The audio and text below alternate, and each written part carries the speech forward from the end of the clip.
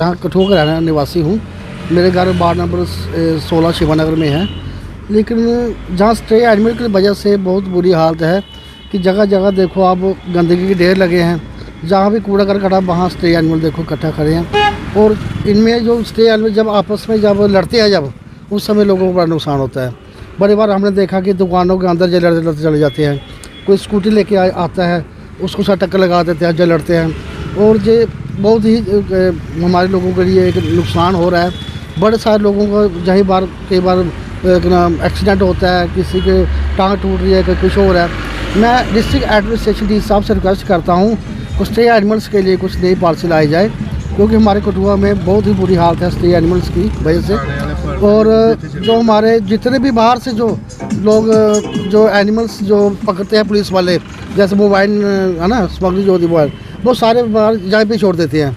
उसके लिए कोई पॉलिसी होनी चाहिए, कोई तरीका होना चाहिए किस तरीके से। देखो गौशाले तो बहुत सारी जहाँ पे खुली हैं, लेकिन सही तरीके से कोई प्रबंध नहीं है। लेकिन मैं एडमिनिस्ट्रेशन से ये रिक्वेस्ट करता हूँ कि अच्छे तरीके से कोई गौशाला जो कुछ भी खोला जाए, ताकि हम सारे लोग कंट्रीब्यूट करने के लिए तैयार हैं, जो हमारे मुझे जिम्मेदारी लाते हैं साहब। सर हम भी इसी कठुआ शहर में पिछले 10-12 साल से रह रहे हैं, लेकिन इन्हें ये जो आवारा पशु हैं इन पर कोई कंट्रोल नहीं है एडमिनिस्ट्रेशन का।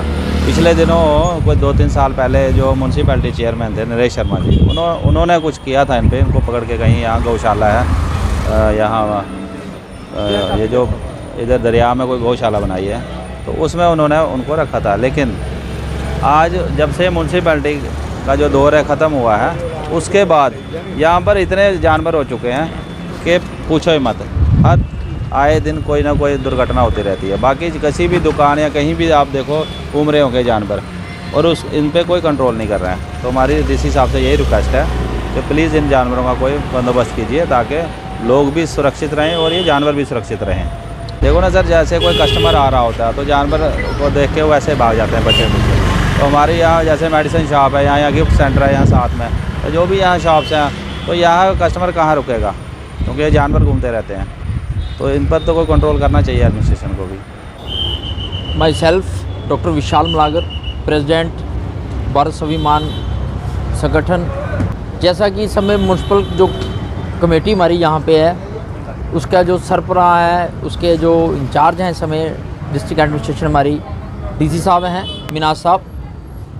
तो मैं आपके मीडिया के माध्यम से उनको ये भी रिक्वेस्ट करना चाहूँगा कि हमारे जो कठुआ में है, जो रोडों पे मवेशी घूमते हैं, गाय माता घूमती हैं, नंदी जी घूमते हैं, तो उनके प्रति बड़ा ध्यान देने की आवश्यकता है। क्योंकि आए दिन जो रोडों पे हमारे गाय माता घूमती है, नंदी घूमते हैं, उनसे एक्सीडेंट काफ़ी ज़्यादा हो रहे हैं, काफ़ी ज़्यादा सीरियस लोग हो जाते हैं और कईयों की डेथ भी हो चुकी है।